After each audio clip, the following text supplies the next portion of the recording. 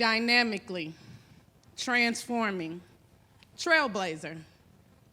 That is who I am, me.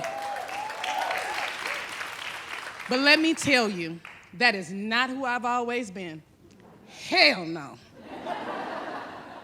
But when I actually listen to my coaches and my inner core and put those words to work, I flat out made the decision to become unapologetically unafraid of anybody and to stand in my own power.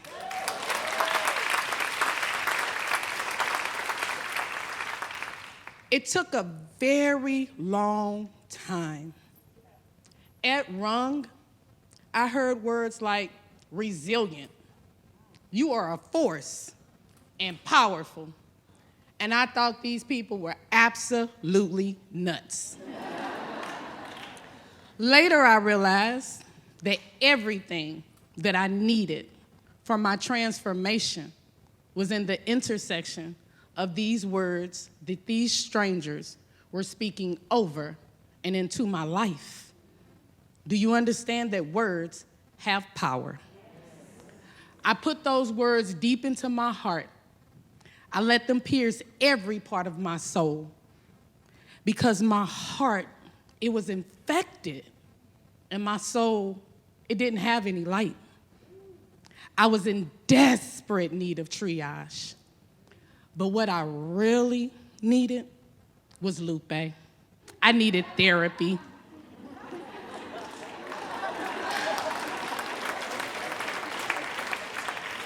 I had baggage in my trunk, and I had to get it cleaned out. I had always avoided cleaning out my own trunk, and I loved to give that responsibility to somebody else.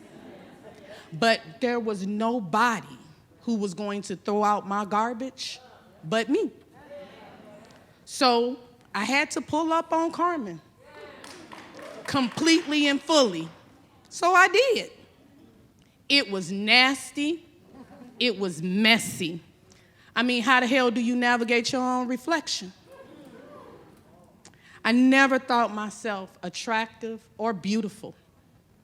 I've always thought myself less than average and very unworthy. As I got to the root, I realized I felt abandoned. My mother was a black goddess. She was a Nubian queen, but she also was a heroin addict who died when I was 5 years old. Much of that time, it's a blur. I don't know what was real and what was fake. Growing up, there was never any choices in my life, constantly directives.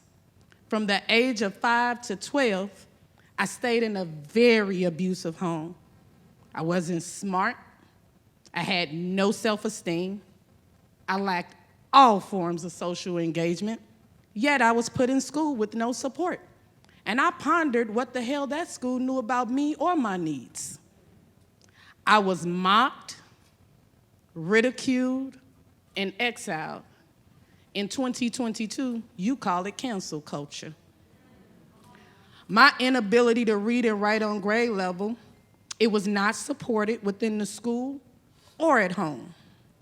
At school, there was no resources, but they always managed to send a note home that was met with physical force and verbal degradation. From the age of 12 to 16, I was in and out of residential care facilities. From 16 to 18, I was house hopping. And by my 18th birthday, I was in Macomb, Illinois, pregnant, ultimately having an abortion, one of two, which is something that I still regret to this day. I spent the next 10 years in that little town hustling, big time. I left with 2 degrees, a lot of street knowledge, and a son that would soon be diagnosed with autism. My life was riddled with trauma, toxic relationships, and abuse. Adults had failed me. The light did not shine, And through therapy, I learned I didn't love myself. I didn't love myself because I did not know myself. But I really, really thought I did. But the only thing that I knew was what was deposited into me by others, and that was not my truth. The power of words. I missed everything that I needed to actually become Carmen when I was growing up. I never learned anything that was required to walk this life out. I remember talking to my therapist about the younger versions of me and how hurt each one of those people were. And I remember telling her and myself that I could no longer allow the 21-year-old Carmen, the drug dealer, to be the protector of the 5 and the 11-year-old Carmen. The 21-year-old Carmen was reckless. She was fearless, and she was out of control. I've been releasing her into the woman that I am today so I can continue with the greatest work of my life. The only way that I was going to be able to activate my bigger dreams for myself and my community was to get the help that I needed, and I had to get that help now. So I did the work. I learned how to support myself and how to give myself the things that I needed. I need light. I need color. I need access to the outside. I need to play in dirt. I need mirrors. I need affirmation. So I give those things to myself, do you hear me? Throughout the day, repetitively and unapologetically.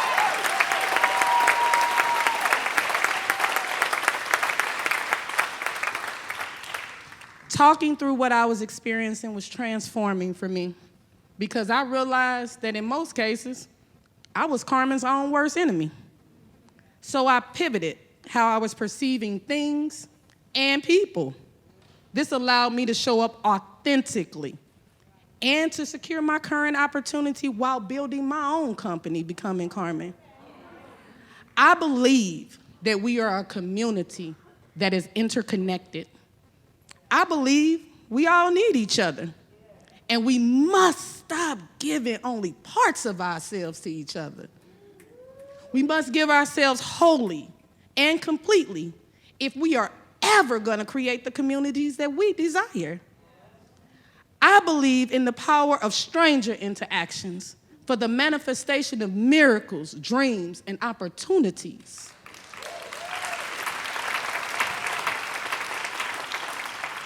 I believe in the authentic story. I believe in supporting people right where they are and how they are. I believe that every single person is connected for a bigger dream. Here we go. Pull up, people. Hear me. Open up. Create access. And be placeholders for the people that are around you. Who is in your intersection? And who's at your table? Pause. Who have you pushed out of your intersection? And who have you pushed away from your table?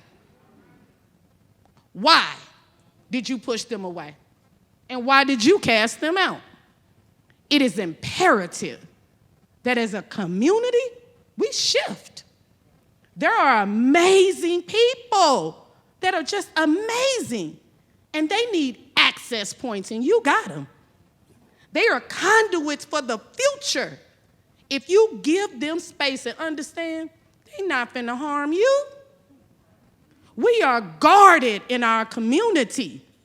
We have barricades up and systems to help people like me. But let me tell you something. Listen to me carefully. Your systems don't work.